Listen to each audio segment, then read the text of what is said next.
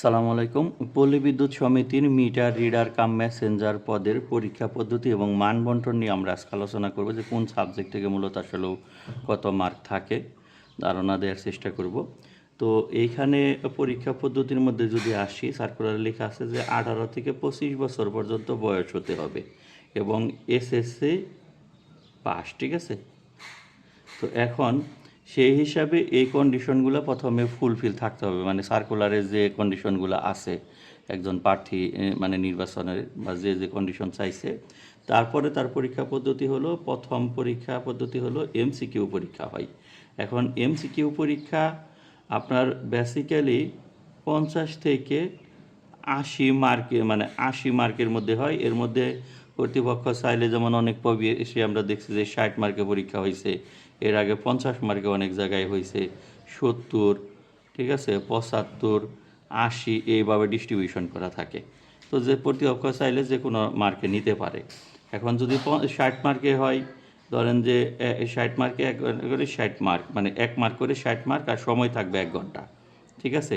আবার 80 মার্কে হলে 1 ঘন্টা সময় কিন্তু কম হয়ে যায়, সেই ক্ষেত্রে সময়টাকে বাড়িয়ে দিতে পারে যে 80 ইন্টু 80টি এমসিকিউ, সময় 1.5 ঘন্টা 90 মিনিট দিতে পারে বা 80 মিনিট দিতে পারে, প্রতিটা এমসিকিউ এর জন্য 1 মার্ক করে। তো এটা প্রতিষ্ঠানের ইয়ের ওপর ডিপেন্ড করে। এমসিকিউ এর পরে আপনার যেটা রেজাল্ট হলে ভাইবা আসে। তো ভাইবার আগে একটা রিটেন পরীক্ষা নেয়, ঠিক আছে।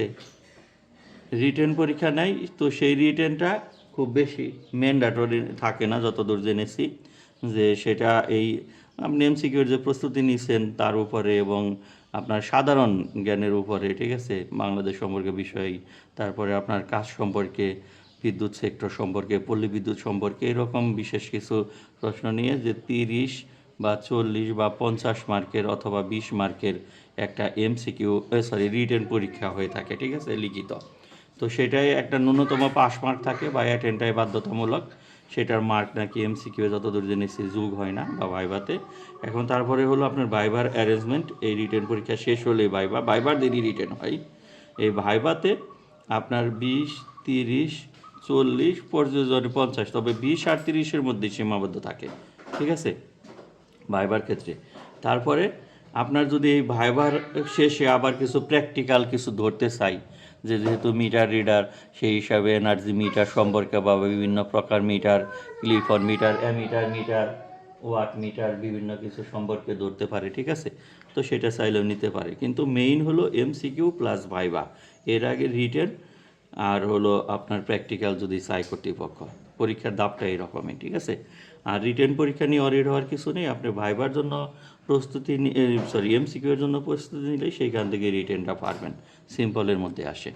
আর মার্ক ডিস্ট্রিবিউশনের ক্ষেত্রে যেটা আমরা দেখেছি যে এইখানে গণিত, ঠিক আছে, গণিত যেহেতু এমসিকিউ আকারে থাকে, তারপরে হলো আপনার বাংলা, তারপরে হলো ইংলিশ, তারপরে হলো সাধারণ জ্ঞান জিকে, তারপরে হলো আপনার এই 4টা মোটামুটি ফিক্সড, ঠিক আছে, গণিত, বাংলা, ইংরেজি, সাধারণ জ্ঞান। তারপর পাশাপাশি আপনি আইসিটি রিলেটেড প্রশ্ন, যেহেতু এসএসসি সিলেবাসে এগুলো আছে। আর সায়েন্সের বিভিন্ন প্রশ্ন, যেমন এইখানে আসে আপনার ফিজিক্স, ঠিক আছে, কেমিস্ট্রি, আর হলো বায়োলজি। এগুলো থেকে সিম্পল যে প্রশ্নগুলো আসে, ফিজিক্সের বিদ্যুৎ রিলেটেড যে অধ্যায়গুলো আছে এগুলো একটু গুরুত্ব দিয়ে দেখতে হবে, ঠিক আছে। আর কেমিস্ট্রি থেকে বিভিন্ন প্রশ্ন যদি আপনারা দেখেন, বিগত সালের বিভিন্ন প্রশ্ন বা ইউটিউব ফেসবুকে সার্চ করেন, তাহলে বুঝতে পারবেন। আর বিদ্যুৎ খাত সর্বপ্রতি, মানে পাওয়ার সেক্টর সম্পর্কে একটু জানবেন। পাশাপাশি হলো পিবিএস, ঠিক আছে, এই পল্লী বিদ্যুৎ সমিতি বা বিআরইবি, এই বিআরইবি সম্পর্কে অবশ্যই জেনে যাবেন, এ টু জেড, কবে গঠন হয়েছে, এর কাজ কী, কতগুলা অফিস আছে বাংলাদেশে, ঠিক আছে, ইত্যাদি সম্পর্কে। এখন এই মার্ক ডিস্ট্রিবিউশনে ধরেন যে যদি 80 মার্কের মধ্যে প্রশ্ন হইলো, সেই ক্ষেত্রে আপনার গণিত থেকে 20 দিতে পারে, বাংলার থেকে 20, ইংলিশ থেকে 20, জিকে থেকে 20, এরকম দিতে পারে। এখন এই যে জিকের মধ্যেই কিন্তু আমরা এইগুলো ধরে নিতে পারি, ঠিক আছে, যে জিকে সাধারণ জ্ঞান বাংলাদেশ বা বৈশ্বিক রিলেটেড দিল, যে আপনার ধরেন যে সাপোজ 10টি প্রশ্ন, তারপরে আইসিটি থেকে দিয়ে দিতে পারে যে 2টি প্রশ্ন, সায়েন্সে যে ফিজিক্স বিদ্যুৎ রিলেটেড থেকে বাকি 8টা প্রশ্ন দিয়ে দিতে পারে। এগুলো আমরা জিকের মধ্যে ধরে নিতে পারি। কিন্তু অবশ্যই প্রশ্ন ঘাটলে দেখবেন আমরা নেক্সটে প্রশ্ন নিয়ে আসবো যে এভাবে কিন্তু থাকে। আবার যদি 60 মার্কে থাকে, যে গণিত থেকে ধরেন যে আপনার 15টি দিল, ঠিক আছে, বাংলা থেকে দিল 10টি, যদি 60 মার্ক হয়, তো সেই ক্ষেত্রে আবার ইংলিশ থেকে দিল 10টি, ঠিক আছে। তারপরে আপনার ধরেন যে এইখানে বাকি এই জিকে আছে, জিকে থেকে দিয়ে দিতে পারে আপনার 25টি, না সরি, এখানে হলো কয়টা হলো 15টি, ঠিক আছে, 30 না 25টাই হয়, মানে এবার 15টি দিয়ে দিতে পারে। মোট কথা হলো এভাবে এই সাবজেক্টগুলোর উপরে মার্ক এইভাবে ডিস্ট্রিবিউশন করে থাকে।